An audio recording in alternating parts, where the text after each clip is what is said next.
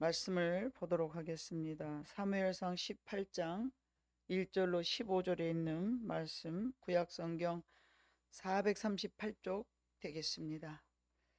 사무엘상 18장 1절로 15절에 있는 말씀입니다. 다 찾으신 줄 알고 제가 1절을 먼저 읽겠습니다.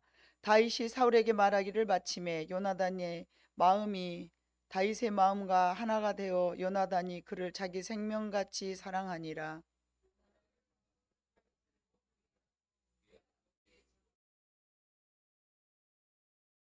요나단은 다윗을 자기의 생명같이 사랑하여 더불어 언약을 맺었으며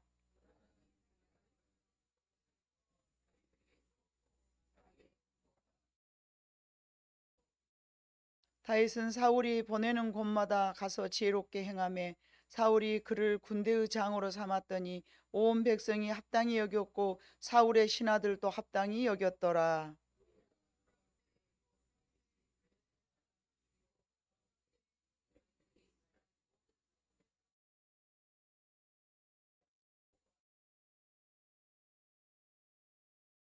여인들이 뛰놀며 노래하여 이르되 사울이 죽인 자는 천천히요 다윗은 만만이로다 한지라.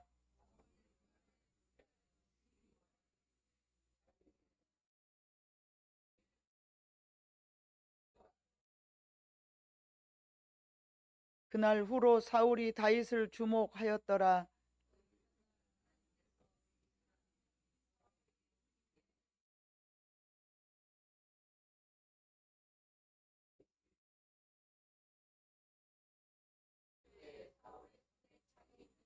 그가 스스로 이르기를 내가 다윗을 벽에 박으리라 하고 사울이 그 창을 던졌으나 다윗이 그의 앞에서 2번 피하였더라.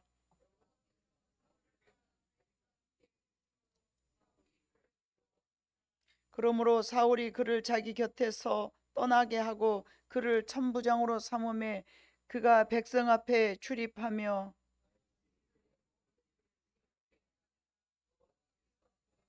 같이 있습니다. 사울은 다윗이 크게 지혜롭게 행함을 보고 그를 두려워하였으나. 아멘. 지난주에 우리는 여러 가지 눈에 대해서 말씀을 드렸습니다. 육의 눈, 영의 눈, 믿음의 눈, 또는 도덕적인 눈, 율법적인 그런 눈들이 우리에게 어떤 영향을 끼치는가. 똑같은 상황이나 똑같은 상황 속에서도, 사건 속에서도 여러 가지로 다양하게 나타난다는 것을 여러분들에게 말씀드린 적이 있습니다.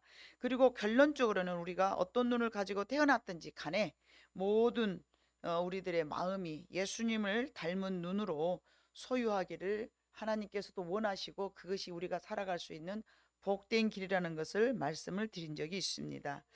오늘 성경을 보면 신앙에 어떤 전진하지 못하는 또는 성장하지 못하는 그리고 오히려 퇴보하는 경우가 있는데 그 원인 중 하나가 바로 시기와 질투라는 것입니다.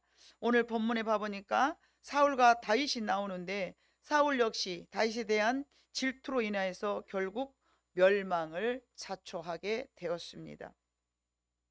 우리들이 너무나 잘 알고 있는 본문의 내용은 여러분이 귀에 진짜 딱지가 않도록 자주 드렸던 말씀입니다. 그러나 오늘 이 말씀을 가지고 또 다른 방향으로 여러분 재해석해 보도록 하겠습니다.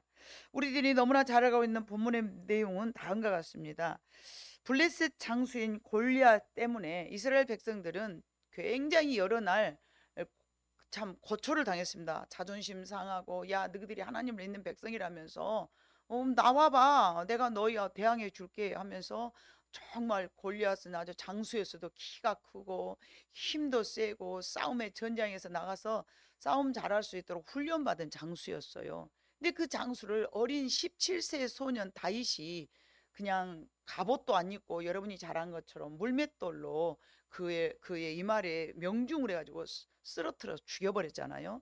그러고 나니까 사울은 참 뻘쭘하니 참 왕이었고 또 이제 그 이스라엘 백성들을 이렇게 전쟁에 나가갖고 항상 앞장서서 왕으로서의 면모를 그래도 어느 정도 갖추고 있는 사람이었는데 어린 소년에게 자기가 감당하지 못한 것을 그 소녀는 감당을 하고 나니까 얼마나 사울 입장에서 봤을 때에 자기 참 체면이 깎였지 않겠습니까? 어린 소년이 참 거대한 장수를 물맷돌 하나 갖고 뭐 자기는 뭐 창을 들고 갑옷을 하고 투구를 쓰고, 야 네가 전쟁에 나가려면 내 옷을 입어라. 그러고 한번 왕이 다윗에게 빌려줘 봤더니 옷이 질질 끌려갖고 안 맞는 거예요. 어른 옷을 입으려니까.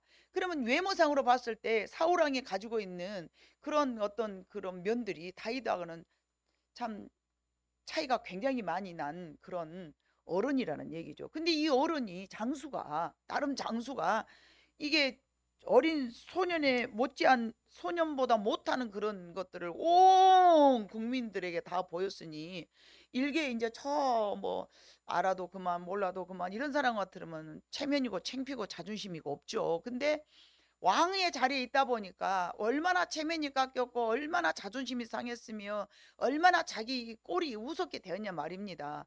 그런데 그 이후로도 빈번하게 나가서 봐보니까 늘 이렇게 이 다윗이 싸움을 잘 나가는 거예요. 잘하고 다 이기고 오는 거예요. 그래서 이제 한 번은 또 싸움을 또 싸우고 블레셋 사람들하고 싸우고 이제 막 이제 그냥 계산 장군처럼 탁탁탁탁 가지고 이스라엘 군대들하고 성으로 딱 들어오니까 막 여인들이 와 막 하면서 막 창화를 하는 거예요. 이야 대단한 사람이다 하면서 막 호응을 해주는 거예요. 좋게 와 우리 다윗 최고다 이렇게 했으면 좋은데, 우리가 잘 아는 것처럼 사울은 천천히요. 그러니까 사울도 나름 잘한다는 얘기죠. 다윗은 만만이다 하면서 막 했다는 거예요, 여러분. 예? 우리 본문에 봐보니까 여러분 봐보세요. 예. 6절 무리가 돌아올 때에 곧 다윗이 블레셋 사람을 죽이고 돌아올 때에 여인들이 이스라엘 모든 성읍에서 나와서 노래하며 춤추며 소거와 경제를 가지고 왕 사울을 환영하는데, 여인들이 뛰놀며 노래하며 이르되 사울이 죽인 자는 천천히요 다윗은 만만이로다 한지라. 이 말을 듣고 8절에 사울이 그 말에 불쾌하여 심히 노하여 이르되 다윗에게는 만만을 돌리고 내게는 천천만 돌리니 그가 더 얻을 것이 나라 말고 무엇이냐 하고 그날 후로 사울이 다윗을 주목하였더라. 너무 불쾌한 거예요. 이 어린 것한테 내가 내 왕의 자리를 빼앗기더니. 여러분이 사울 왕이라면 이렇게 하지 않을까요? 저라도 그랬을 것 같아요. 얼마나 자존심 상했겠습니까? 예. 비교하면서 남하고 비교한 거 엄청, 여러분 어렸을 때 형제간에 여러 형제간에 살면은 그 형제간에도 서로 경쟁을 하잖아요. 선의의 경쟁. 언니가 나보다 더 잘해갖고 칭찬을 받네. 내가 더 잘해버렸었다. 아니 내 동생이 잘한다고 자꾸 칭찬을 듣네. 내가 더 잘해버려야지. 여러분 남하고 경쟁한 것도 있겠지만 가장 가까운 가족끼리 더 경쟁을 해요. 저도 만만치 않게 저 언니하고 경쟁을 했어요. 그런데 우리의 마음속에는 다 자기 자신을 남하고 비교하는 좋지 않은 습관들을 가지고 있어요. 누가 뭐라 하지도 않은데 본인 스스로가 내가 작업봐도 좀 못한 것 같네. 내가 짜보다 조금 더 어째 좀 뒤처진 것 같네. 그게 잘 사용하면은 에너지가 되는 거예요. 어느 정도 사용하는 것은 괜찮아요. 근데 너무 많이 이거를 사용하잖아요. 그 덕이 자기한테 돌아오는 거예요. 사울 입장에 봤을 때는요, 이게 다윗의 그 칭찬 듣는 소리가 언짢은 거예요. 언짢아요. 언짢았어요. 그러면 다윗 입장에서 이 말을 들었을 때 여러분 어쩔까요? 어린이니까 그냥 모르고 들었겠죠. 그랬는가 보다. 뭐 안 물어봤으니까 모르겠지만 나중에 중국 가서 한번 물어봐요. 그때 어땠냐고 마음이. 모르겠지만 그러나 여러분 이 상황 속에서 저는 여러 입장을 한번 생각해 보았습니다. 사울의 입장에 봤을 때는 당연한 소리지만 마음이 상할 수 있는 말이지 않습니까, 여러분? 저 어린 소년에게 온 국민이 장화를 하는데 한 나라의 왕으로서 정말 기분이 언짢을 수 있는 상황이죠. 그러나 이것을 하나님의 입장에서 재조명을 해 보겠습니다. 사울은 이미 15 사무엘상 15장서부터 자꾸만 하나님이 싫어하는 일들을 했어요. 제사도 지내지 말아야 된다고 했고, 예? 또 이렇게 또 하나님이 하지 말은 일들을 여러 번 했어요. 하나님 입장에서 볼 때는 이게 사울 왕에게 또 한 번의 시련인 거예요. 시험인 거예요. 기회인 거예요. 여러분, 시험은 기회예요.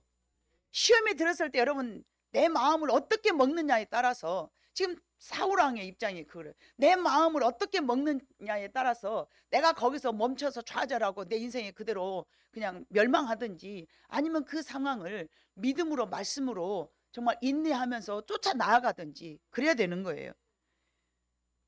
자존심이 상하고도 남을 법한 소리를 들었지만 하나님 입장에서 볼 때는 사울이 힘들어하던 차에 다윗을 들어서 사울이 그 블레셋을 이겨내지 못하고 있을 때 하나님 입장에는 사울 왕 개인을 본 게 아니고 하나님 입장에서는 온 나라 이스라엘 백성들을 넓게 생각하셔서 사울을 이제 버리고 다윗을 선택하기 위한 다윗의 무대가 된 거예요.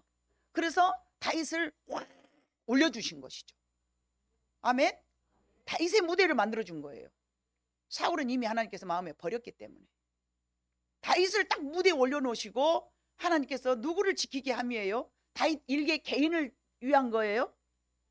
이스라엘 나라를 위한 거예요. 그러나 사울 입장에서는 뭔만 생각해요? 하나님 입장 생각해요? 내가 잘못했으니까, 내가 버림을 받았으니까 이제부터라도 정신 차리고 자리에 서겠다, 이렇게 생각했으면 얼마나 좋겠어요. 오직 자기의 감정에만 충성스럽게 생각을 하고 거기다 복종을 하면서 뭐를 본 거예요? 다윗만 주목하였어요. 내가 더 잘한가 보자, 나보다 더 잘한가 보자, 나보다 더 저거 똑똑하구나, 나보다 더 잘났구나, 오면 저놈 죽여버려야 돼, 저것만 없으면 내가 다시 이 나라를 차지할 텐데.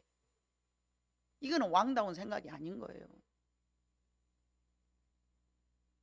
사울의 입장에서는, 하나님 입장에서는 나라를 세우기 위하여고 다윗을 사울의 동역자로 세워준 거죠. 그러나 사울의 입장에서는 그게 시련인 거죠. 시험에 들어버렸어요. 심한 고통이었을 것입니다. 하나님은 이런 사울의 감정을 모르실 리가 없잖아요. 사울 입장에서는 억울하겠죠. 사울 입장에서는 비참하겠죠. 사울 입장에서는 패배한 것이겠죠. 그러나 하나님은 한 개인을 세워서 그 나라를 다스릴 수 있는 이스라엘 전체를 생각하시는 거예요. 하나님은 이런 사울이 잘 감당하기를 또 원해서 한 번 더 기회를 주셨다고 저는 봐요. 야, 이런 상황에서 너는 지금 어떻게 할 것이냐? 너는 이런 상황에서 또 어떻게 할 거야?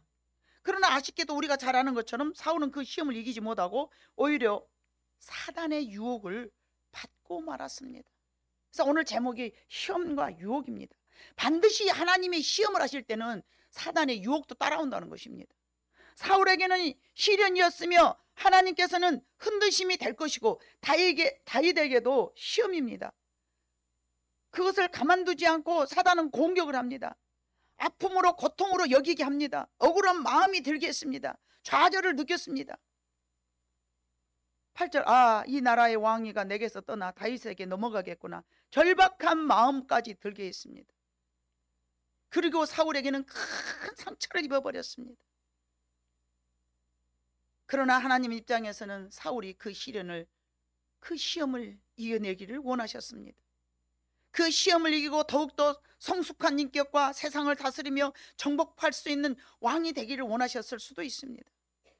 그러나 사울은 안타깝게도 자신의 자존심과 자신의 기분 언짢음과 내가 내 나라를 빼앗기고 내 왕위를 빼앗기겠구나 하고 자기 개인의 유익만을 취하고 말았습니다. 그리고는 좌절감과 모멸감과 시기와 질투심이 마구마구 쏟아져 나온 것입니다. 사단은 그렇게 좋은 상황을 모른 채 할 리가 없죠. 하나님이 역사하시는 것은 반드시 사단도 역사합니다. 절대로 그대로 둘 리가 없습니다. 심지어는 11절에 봐보니까 그가 스스로 이르기를 내가 다윗을 벽에 박으리라 하고 사울이 그 창을 던졌으나 다윗이 그 앞에서 2번 피하였더라. 이거는요, 이미 사울의 마음속에 시기에 질투해서 떠나서 사람을 죽이도록 증오하는 마음까지 사단이 덫을 깔아버린 것입니다. 여러분, 우리가 여기서 얻어야 될 중요한 한 가지가 있습니다. 많은 사람들이 자신의 상처 때문에 인생이 망가진 것과 그때 모든 상황이 달라짐을 알지 못하고 산다는 것입니다. 저는 이 부분을 가지고 상처로 여겨서 여러분들에게 여러 번 말씀한 적이 있습니다. 사울왕은 이때 상처를 너무 크게 입었습니다. 그 상처 때문에 인생이 좌절돼 버리고 말았습니다. 저와 여러분들 속에는 적지 않은 상처가 있을 줄로 믿습니다. 누구에게나 상처는 있을 수 있습니다. 그런 상황을 우리 모든 인간에게는 너무나 모두에게 나는 다 있다고 생각합니다. 여러 모양으로 우리는 상처를 받았습니다. 그 상처를 잘 관리하고 또한 그 상처를 내버려 두어서는 안 된다는 사실을 우리 본문에서 오늘 알아야 됩니다. 일반적으로 내 상처를 그대로 두면 우리 인생은 더 이상 성장하기 어렵습니다. 그리고는 때로는 실패한 인생으로 전락되고 맙니다. 패배하고 맙니다. 심지어 저는 많은 사람들을 상담해보는데 애 어른이 너무 많아요. 애 어른이. 육신은 밥 먹고 나이가 먹으니까 성장을 했어요. 근데 심령은 애기예요. 애기. 아, 저런 철다가리 없는 애기를 어째서 할까. 여러분 봐보세요. 여러분 TV 같은 데 봐보면 막 그러잖아요. 그 상담 이런 것들이 요즘 많이 나오잖아요. 그러면 육신은 어른인데 마음이 애기예요. 그래서 어른 노릇을 못하는 거예요. 근데 그 사람은 그걸 몰라. 전혀 인식을 못하는 거예요. 자기는 그냥 생각으로는 다 잘하고 있으니까 다 잘한 줄만 알고 있어요. 그 상처로 인해서 우리는 더 이상 성장할 수가 없는 거예요. 5살에 엄청 큰 상처를 입었잖아요. 5살에서 벗어나지는 못해요. 7살에 엄청 큰 상처를 입었잖아요. 7살에서 벗어나지 않습니다. 뭐가요? 정신의 세계가. 어느 때가 되었든지 그때 너무나 큰 상처를 입었다면 육체는 성숙하나 영혼은 그 성장에서 멈춰버립니다. 제가 알고 있는, 너무나 가깝게 알고 있는 지인 한 사람은 7살 때 어머니를 잃었어요. 7살에서 벗어나지를 못하는 거예요. 항상 아기처럼 자녀들을 키우면서도 엄마가 생선 아기 먹이려고 발가놓으면 홀랑 주워가 먹어버려요. 이게 애가 하는 짓이지 어른이 하는 것입니까? 본인은 몰라요 그걸. 7살에 엄마가 죽어버렸어요. 그러니까 항상 그 마음속에 뭐가 있어요? 나는 사랑받고 싶어. 나 사랑받을래. 70살이 넘었어도 지금도 그 마음이 있는 거예요 여러분. 이 상처라는 것은 너무너무 중요합니다. 이 상처는 우리에게 좋지 않은 암적인 존재가 되어버립니다. 여러분 육신의 암은요 절개하고 뜯어내라 하고 항암 치료라도 하면 되는 거예요. 그러나 영혼의 이 암이라는 것은 상처는 영적으로 암이거든요. 이 상처는 치료하지 않으면 그대로 자기 인생을 멸망하게 만드는 거예요. 얼마나 중요한 줄 아십니까 여러분? 상처를 입지 않고 살 수는 없습니다. 어느 한 사람도 상처 입지 않는 사람은 저는 없다고 봅니다. 그 상처는 내 개인에게는 시련입니다. 그 시련이 있을 때 반드시 시험이 그것은 하나님 입장에서 우리를 시험이죠. 그 시험 가운데서 우리는 유혹이 뒤따라온다는 사실을 절대 여러분 잊어서는 안 됩니다. 시련이 임할 때 마귀가 덫을 칩니다. 마태복음 10장 16절에 봐보니까 뭐라고 말씀하셨습니까? 보라 내가 너희를 보냄이 양을 이리 가운데로 보낸가 같도다. 그러므로 너희는 뱀같이 지혜롭고 비둘기같이 순결하라. 이거 굉장히 쉽지만 어려운 말씀이에요. 뱀같은 사단 이상으로의 지혜를 가지고 그러나 마음은 예수님같이 순결하라는 얘기죠. 좀 지혜로운 사람인데 악하게 살아가는 사람을 보고 뭐라고 말합니까? 사악하다 그래. 사악하다. 사악해. 어떤 사람은 참 지혜로운데 그걸 악하게 사용해버리니까 사악한 사람이 되는 거야. 그래서 하나님 그거를 막기 위해서 너희는 뱀같이 지혜롭고 비둘기같이 순결하라. 영리하기는 하지만 순결한 마음으로 영리해라 이 말이에요. 우리 그리스도인들은 그렇게 돼야 하는 거예요. 사과하고는 전 반대잖아요. 신앙인들의 절대적인 적은 사단입니다. 우리는 여러분 혈과 육이 싸우는 것이 아니고 우리 모두는요 공중의 권세를 잡은 악한 것들과 싸우는 거예요. 악한 것들하고 싸우는 거예요. 이 악한 것들은 우리를 넘어지게 하는 거예요. 수없이 유혹을 해요. 수없이 우리를 넘어지게 만듭니다. 그리고 그 상처에 머물러서 일어날 수도 없고 좌절돼서 계속 그곳에서 살도록 우리를 덫을 쳐놓고 지금은 좋다고 히히거리는 거예요. 우리는 그 덫 속에 상처받은 그 신령 상태로 머물러 있어가지고 이러지도 못하고 저러지도 못하고 올무에 걸려있는 새가 날아가지 못하는 덫에 걸린 새처럼 말이죠. 거기서 퍼덕거리고 있으면서 인생 사는데 뭐가 되겠습니까? 욥을 보세요. 욥은 그를 넘어지게 하려고 가장 가까운 아내로부터 시험을 합니다. 여러분 우리가 너무나 잘 알고 욥이 1장 2장에서는 그렇게 멋있는 사람이 없어요. 가져가니시도 하나님이시고 주시니도 여호와시니 얼마나 멋지게 그 신앙을 잘 지킵니까?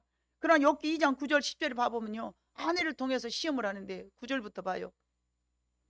그의 아내가 그에게 이르되 당신이 그래도 자기의 온전함을 굳게 지키느냐 하나님을 욕하고 죽어라. 10절 그가 이르되 그대의 말이 한 어리석은 여자의 말 같도다. 우리가 하나님께 복을 받았은즉 화도 받지 아니하겠느냐 하고 이 모든 일에 욥이 입술로 범죄하지 아니하니라. 욥이 지금 이런 상황일 때 뭐예요? 자녀가 7인데 한꺼번에 죽었어요. 자기의 가산 양이 뭐 1000마리 500마리고 소가 300마리고 뭐 있는 거 다 하루아침에 싹 뺏겨버렸잖아요. 그뿐만이 아니에요. 자기 몸에는 옴이라는 아주 가려워서 견딜 수 없는 병이 찾아온 거예요. 이 정도 되니까 아내가 뭐라고 말을 하는 거예요. 차라리 하나님을 욕하고 죽는 게 낫겠다. 그 아내가 아니잖아요. 아내를 통해서 누가 사단이 옆구리를 꽉꽉 쑤시잖아요. 당신 입술 그렇게 딱 지키고 있지 말고 입술로 범죄하지 아니하냐. 말이라도 하나님 앞에 바른 말을 하려고 말로라도 죄짓지 않으려고 욥이 얼마나 참 바른 사람이었습니까? 그뿐이 아니죠. 친한 친구들을 보내서 계속 네가 잘못했어. 네가 잘못하니까 그러지. 네가 잘못했으니까 이걸 당한 거야. 하나님 야 네가 잘못했으니까 이러지. 세 사람이 와가지고 막 계속 조롱을 하는 거예요. 공격을 합니다.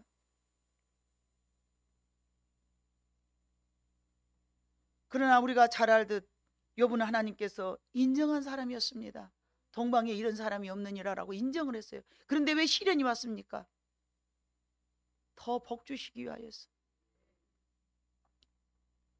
야고보서 1장 23절에 시험을 기쁘게 여기라는 말씀을 하였습니다. 내 형제들아 너희가 여러 가지 시험을 당하거든 온전히 기쁘게 여기. 시험을 당하는데 기쁘게 여길 사람이 어디가 있어요? 그러나 이는 너희의 믿음의 시련이 인내를 만들어내는 줄 너희가 알미니라.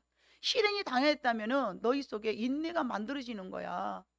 참았을 때 인내가 마련하는 것이지. 사울처럼 저것을 죽이고 나면 내가 이 나라를 찾을 거야. 그러면 이게 참지 않았는데 인내를 만들어내겠습니까? 그 상황에서 불구락 해가지고 저것이 내 왼순이 하면서 시기 질투 뭐 아예간 미움 아주 뭐 온갖 것에 다 이게 노출이 됐는데 그 사람이 인내를 만들어내냐고요. 저거는 인내를 만들어낼 수 있는 상황이 아니에요. 인내를 만들어내지 않았어요. 그러나 하나님은 그런 상황에서도 우리에게 인내를 요구하시는 것이죠. 여러 가지 시험을 기쁘게 여기라. 그런 시험을 당해서 욥 같은 시험을 당해서 근데 어떻게 기쁘게 우리가 마음을 먹을 수가 있어요? 야고보서 1장 12절로 13절에 봐보니까 시험을 참는 자는 복이 있나니 이는 시련을 견뎌낸 자가 주께서 자기를 사랑하는 자들에게 약속하신 생명의 면류관을 얻을 것이기 때문이라. 사람이 시험을 받을 때 내가 하나님께 시험을 받는다 하지 말지니 하나님은 악에게 시험을 받지도 아니하시고 친히 아무도 시험하지 아니하시느니라. 그냥 마귀에게 허락만 한 거예요. 허락. 욥을 허락하신 것처럼. 하나님은 사랑이시기 때문에 우리를 힘들게 하실 수 있는 마음을 갖고 계시지 않습니다. 다만 허락을 한 거죠.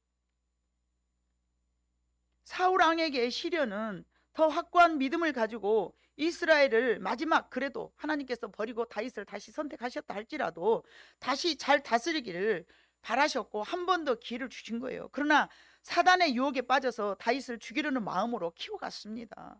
사랑하는 성도 여러분, 우리는 어려서부터 지금까지 수많은 상처를 받았을 것입니다.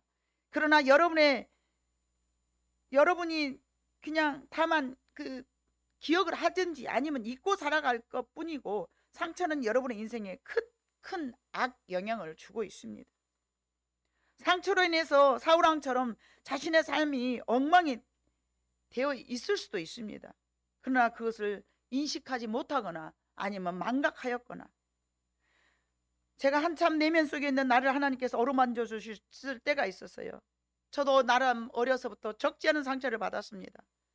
그때 내가 스스로 나를 고칠 수 있는 것이 무엇인지 모르기 때문에 여러 가지로 기도하면서, 하나님, 내 마음속에는 이런 큰 상처가 있는데 제가 어떻게 하면 좋을까요? 하고 하나님 앞에 날마다 산에 가서, 그때는 제가 너무 힘드니까, 다른 사람들은 그냥 평범하게 잘 살아가는데 저는 제 자신이 너무 힘드니까 산에 가서 날맞이 가서 기도를 했어요. 하나님, 나를 좀 고쳐주세요. 제 상처는 이렇습니다. 너무너무 큰 상처를 받았습니다. 그래서 그런 상처로 말미암아서 한참 제 자신과 싸우고 있을 때, 우리 한국에 있는 김태기 교수인가 박태기 교수, 제가 저 오래돼서 참 성함을 잊어버렸는데 이름은 분명히 태기거든요. 근데 그 박사님이 미국 가서 공부를 해서, 어렸을 때 여기 신안군 어디 어떤 신안 어디 섬에 있는 분이거든요, 고향이. 근데 옛날 사람이라 그때는 막 섬 사람들은 욕을 말 할 때마다 욕을 막 많이 했어요. 제가 목포가 고향에서 너무 잘 알아요. 태기야 이렇게 불러야 되는데 태기야 새끼야 꼭 이렇게 욕을 좋게 안 불러. 그 정도로 욕을 심하게 하는 그런 이런 게 함부로 막 말을 하는 그런 사람. 자기가 이제 그 시대에 살았는데 한 번은 방 안에가 있는데 바깥에서 누군지는 몰라, 창문 밑에서 넘어서 막 자기 흉을 보더래요. 야, 우리 가운데 누가 제일 밉냐, 밉게 생겼냐, 이제 그러니까 사춘기 때라 아이들이라 막 뭔 말 하죠. 나는 누구야, 나는 누구야. 그런데 어떤 자기 그 여자는 동네 누군지는 모르지만 자기를 지명하면서 자기가 제일 못생겼다고 이야기를 하요. 그때부터 자기는 자기가 가장 못생긴 사람인 줄 알았대요. 나는 못생겨서 장계도 못 갈 것이다. 나는 못생겨서 장계도 못 갈 것이다. 얼마나 상처를 크게 받았는지. 목포로 이제 그래도 좀 시골에서 잘 살았나 봐. 목포로 유학을 와서 공부를 하고 또 미국 유학까지 가서. 근데 이게 이제 상담이 이런 쪽으로 이제 공부를 하셨던 분인가 봐. 근데 자기가 그 상처, 어렸을 때 그 상처 때문에 자기는 장계도 못 갈 판국인데 서울에서 이제 학교를 다녔을까 봐요, 대학을. 근데 그 사모님이 먼저 와서 이렇게 자기를 구제해 줬다고. 이 사모님이 이렇게 와서 이렇게 좀 이렇게 요즘 말로 말하면 뭐요? 사랑한다고? 아무튼 그런 거 비슷한 거 해서 결혼을 했대요. 그래서 사모님이 자기를 구제해 줬다고 말을 하는 거예요. 자기 인생에서 가장 자기를 도와줬던 사람이 자기 부인이라고. 자기를 건져줬다고. 자기는 하도 못생겨가지고 그 말 한마디 때문에 자기는 못생겨서 장계도 못 갈 것이라고 생각했는데, 사모님 만나고 사모님이 자기를 자꾸 멋있다고 말하니까 이제 나중에 결혼해갖고 사진을 딱 봐보니까 자기가 그래도 나름 괜찮더래요. 그러면서 그분은 말을 너무 소중하게 생각하신 분이에요. 한동안 그분 많이 세미나 다녔어요. 예. 많은 그 상처를 그래서 굉장히 중요하게 여기시는 분이었어요. 예.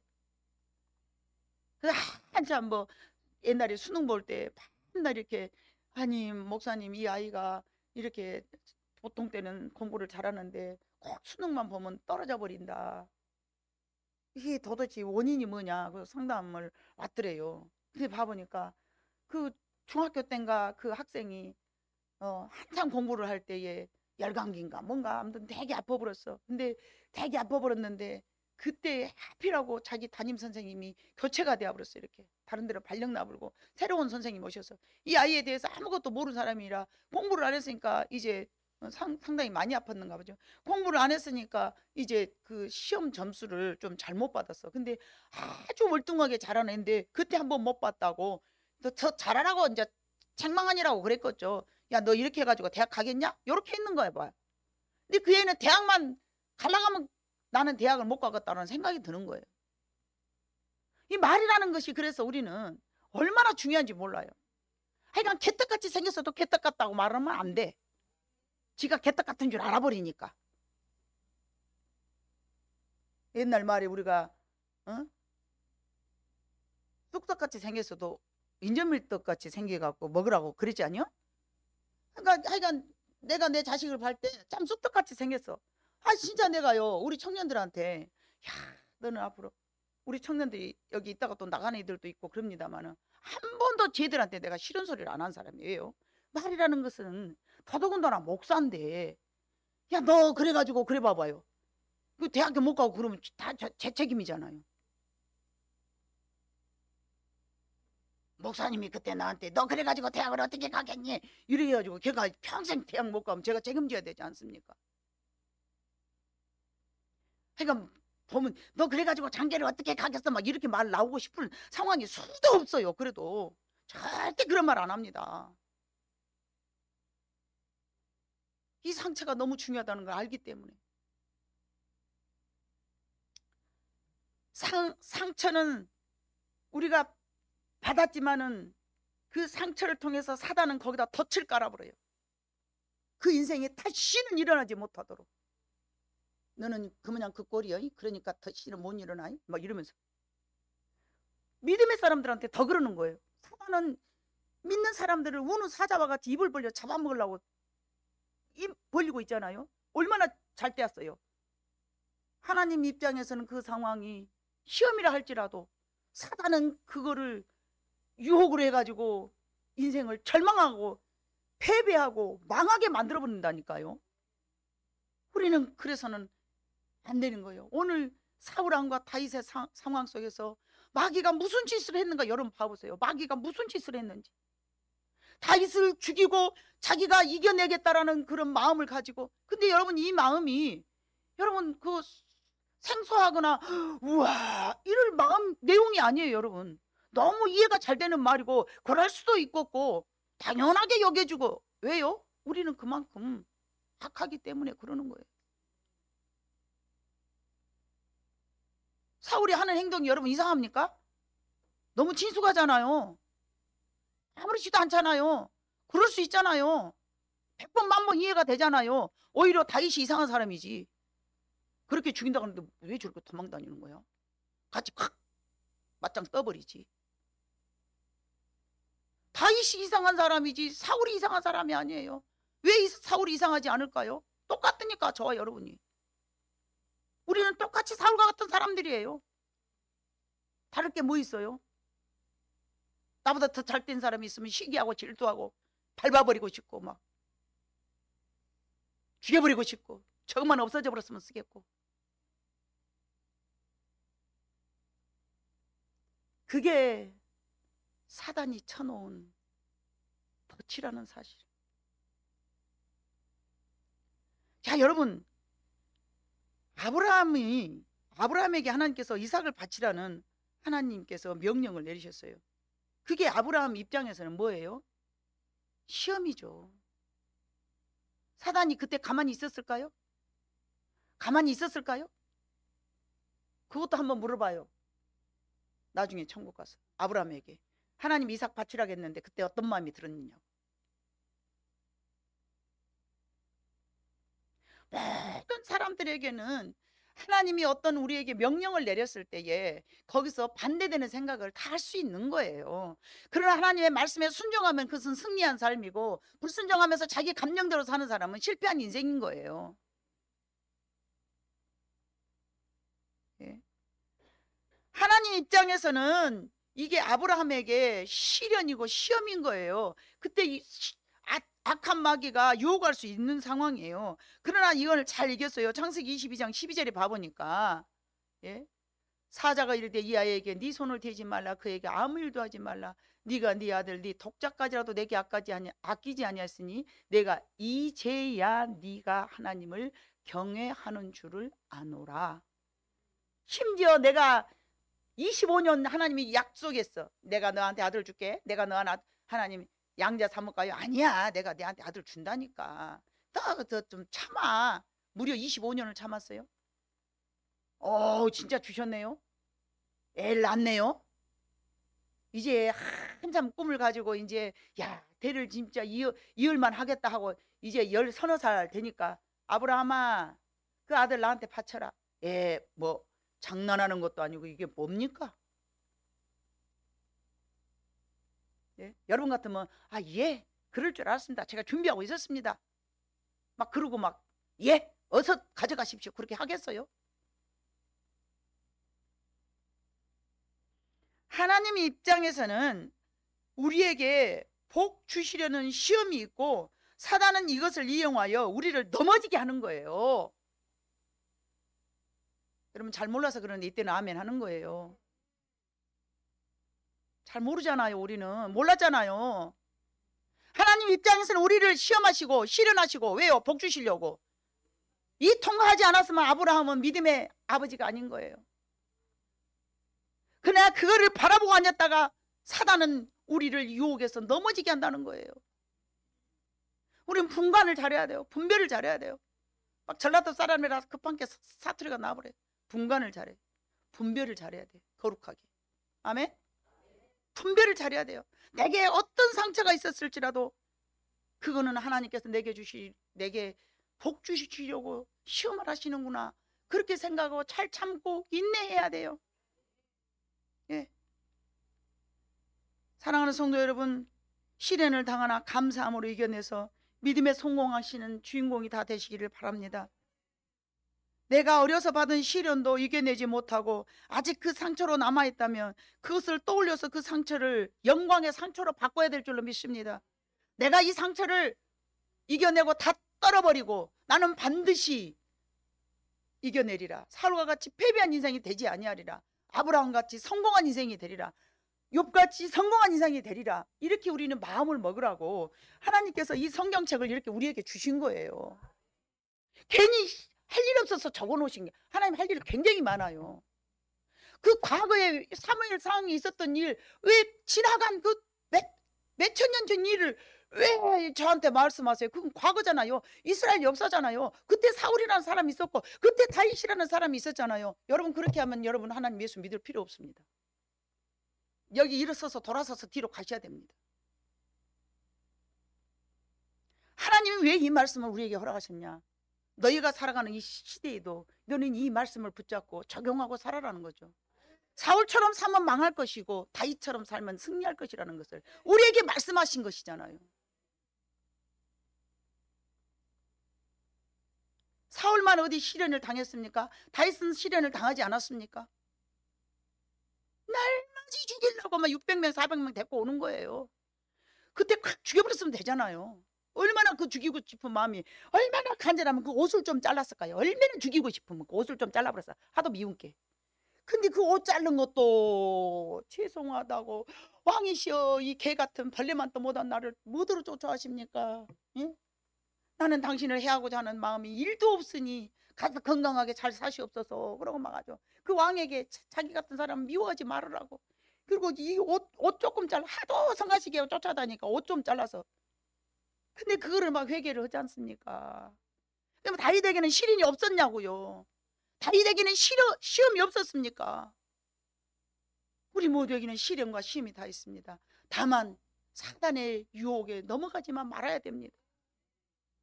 그것이 제가 오늘 여러분들에게 전해주고 싶은 말씀입니다. 우리 인생에게는 시련이 있을 수 있습니다. 시험이 있을 수 있습니다. 그러나 마귀의 유혹에 넘어가지는 말아야 됩니다. 그때 그 순간에 내 마음속에 말씀을 붙잡고, 그래 인내하자, 참자, 시련은 내게 복을 주시게 한 하나님의 무대다, 이렇게 마음을 먹고 우리가 살아가야 될 줄로 믿습니다. 그리고 과거에 내가 어떤 상처를 받았다면 그 상처는 여러분들이 잘 거기서 빠져나오고 이겨내서 과거의 상처를 치료받아야 될 줄로 믿습니다. 앞으로 시련이 당할 때는 그 시련을 통하여서 여러분이 넘어지지 말기를 다짐하는 시간이 되기를 원합니다. 그래야 하나님의 나라가 여러분의 삶에 멋있게 굳건하게 세워질 줄로 믿습니다. 시련은 있을 수 있습니다. 그러나 시험에 빠지지는 말기를 바랍니다. 유혹에 넘어져서도 안 됩니다. 마귀의 밥이 돼서도 안 됩니다. 그 순간순간마다 마귀는 우리에게 덫을 깔아놓는다는 사실을 기억하면서 날마다 하나님의 말씀을 붙잡고 승리하는 여러분 모두가 되기를 원합니다. 왜요? 한 번의 경험은 매우 중요합니다. 한 번 포기한 사람은 쉽게 포기하고 한 번 승리를 경험한 사람은 계속 승리를 위해서 싸워가기 때문에 그렇습니다. 오늘 한 주간도 여러분이 그래요, 작든 크든 하나님의 말씀으로 승리하는 경험을 해보시고 멋지게 살아가는 여러분 모두가 되시기를 주님의 이름으로 축복합니다.